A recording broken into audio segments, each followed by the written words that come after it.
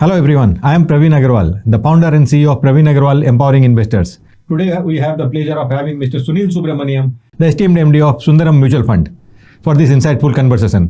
Hello Sunil. Hello Praveen जी।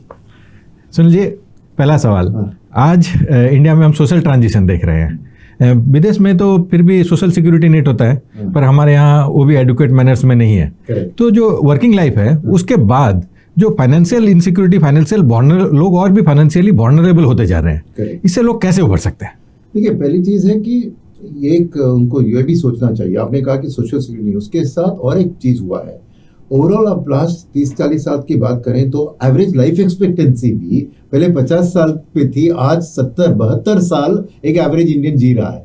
यानी हम 60 साल में रिटायर होंगे तो आपकी एवरेज अगर 72 है तो जो वर्किंग क्लास में है, जो कमा रहे हैं, जो अपनी देखभाल कर रहे हैं, उनका समझे 80 के ऊपर होगा। यानी आपको 20 साल नॉन इनकम अर्निंग टाइम के लिए प्लान करना होगा। ये सबसे बड़ी एक बहुत बड़ी जो चैलेंज है। और जैसे आपने कहा, गवर्नमेंट यहाँ पर कोई सोशल सिक्योरिटी नहीं देती है और इसीलिए न्यूक्लियर फैमिली भी बन गया है ना। इसके कारण हम एक सेल्फ डिपेंडेंसी को क्रिएट करना चाहिए और इसमें इन्फ्लेशन सबसे बड़ा एनिमी है। रावण जो है वो इन्फ्लेशन है, तो उसको कॉम्बैट करने के लिए सिंपल सी बात सोचने की जरूरत है कि इन्फ्लेशन का असर आपके ऊपर पड़ता है एज अ कॉमन मैन।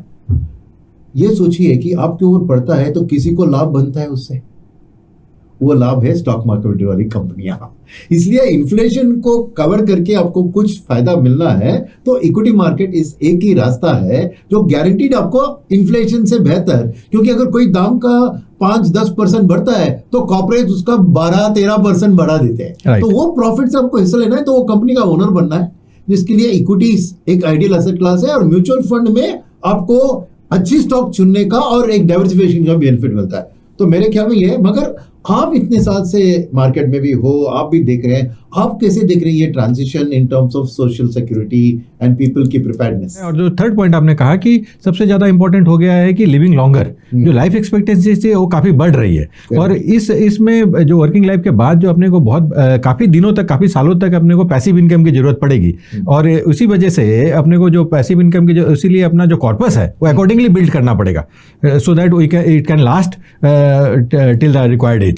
और इस मामले में लोग जागरूक भी हो रहे हैं और gradually they are moving from the asset class, defensive asset class to the adequate asset class required to make that kind of corpus. ये बहुत बढ़िया बात आपने कही, मगर इसमें और एक बात मैं जोड़ूंगा कि इसके साथ और एक चैलेंज जो सामने है कि हमारे पेरेंट्स के टाइम में और शायद हमारे टाइम में भी और नेक्स्ट जनरेशन के टाइम में थॉट प्रोसेस में भी एक बदलाव आ गया है।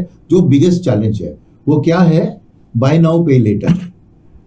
हमारे दिन में वो सेव नाउ बाय लेटर।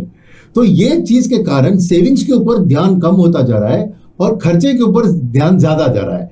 तो आज मैं घड़ी खरीद लूं ईएमआई के जरिए, आज मैं रेफ्रिजरेटर खरीदूं ईएमआई के जरिए। तो आज चाहिए आपको इमीडिएट सेटिस्फैक्शन चाहिए, मगर से बाय नाउ सेव लेटर, वो सेव नाउ एंजॉय लेटर का बात है, ये रिटायरमेंट वाली बात। तो ये फंडामेंटली हमें एजुकेट करना की जरूरत है लोगों को कि सभी आप ईएमआई में बाय नाउ में मत डालिए, कुछ सेव में डाल के फ्यूचर की सिक्योरिटी के लिए भी करना है। तो ये एक मेंटल थॉट प्रोसेस, क्योंकि टीवी पे एड्स, न्यूज़पेपर पे एड्स इतना आपको एक प्रेशर डाल रही है। और आपके नेबर्स, अरे उन्होंने 70 इंच टीवी खरीद लिया, इसने 3 डोर रेफ्रिजरेटर खरीद लिया, तो वो प्रेशर से आपको हटकर एक फाइनेंशियल प्लान कि फ्यूचर के लिए बनाना है वो पहले करो, उसके बाद आप बाय नाउ पेटर में जितना खर्चा करना है करो। ये एक फंडामेंटल आप जैसे लोग ना एजुकेट करने की जरूरत है लोगों को कि फर्स्ट आपने फ्यूचर को सिक्योर करो, फिर जितना चाहिए मर्जी खर्चा करो।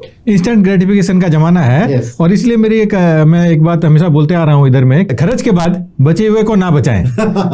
बचत के बाद जो बचे हुए को खर्च करें। तो अगर क्योंकि बचत के खर्च के बाद अगर बचे हुए को खर्च करना चाहेंगे तो वो गड़बड़ हो जाएगी। म्यूचुअल फंड निवेश बाजार की जोखिमों के अधीन है। योजना से जुड़े सभी दस्तावेजों को ध्यान से पढ़ें।